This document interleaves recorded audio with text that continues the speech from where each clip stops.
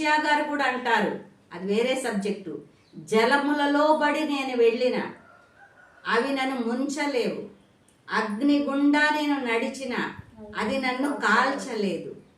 ఎందుకంటే అగ్ని మధ్య ఉన్నాడని చెప్పని ద్వితీయోపదేశ కాండం 5వ అధ్యాయంలో మనం చదివాము.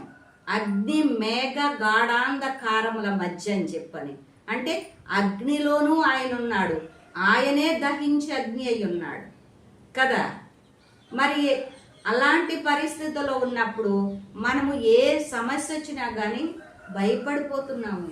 ఎందుకంటే మనకి విశ్వాసం అనేది లేదు, మనకి నిబ్బరం అనేది లేదు, మనము దేవుని వైపు చూడట్లా. ఆయన నీ దిక్కు నేనే అంటున్నాడు దేవుడు, కానీ యోబు గారు నలుదిక్కులు చూచాడు కానీ ఎక్కడ కనపడలా. ఆయన మరుగై ఉన్నాడు, కొద్ది కాలము దాక్కుని ఉన్నాడు, ఆయన ముఖము మనకి మరుగు చేసుకున్నాడు. ఎలాగూ గాఢాంధకారము మేఘాలు కమ్ముకుని మేఘము చాటున ఆయన దాక్కున్నాడు అనమాట.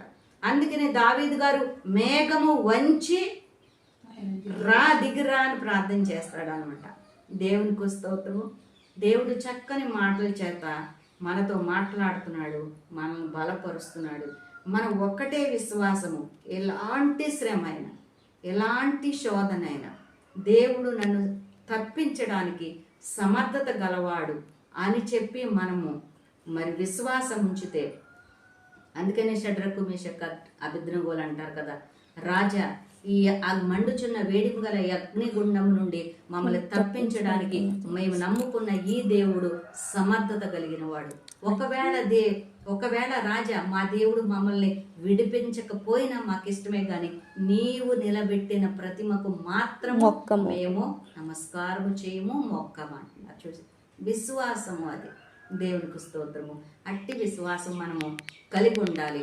ఆ విశ్వాసము కలిగి ఉన్నప్పుడే ఇలాంటి అగ్ని లాంటి శోధనలు, ఇలాంటి మరి గాఢాంధకారం అనే శోధనలు, అంధకారం అనే శోధనలు వచ్చినప్పుడు తర్వాత దేవుడు మనల్ని పరిశోధించి తర్వాత మనకి యోబు గారి వలె మరి 2 రెట్ల ఆశీర్వాదం ఇస్తాడు.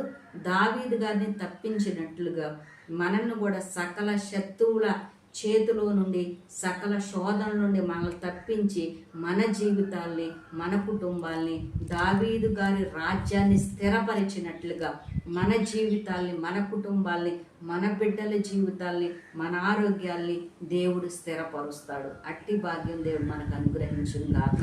ఆమేన్.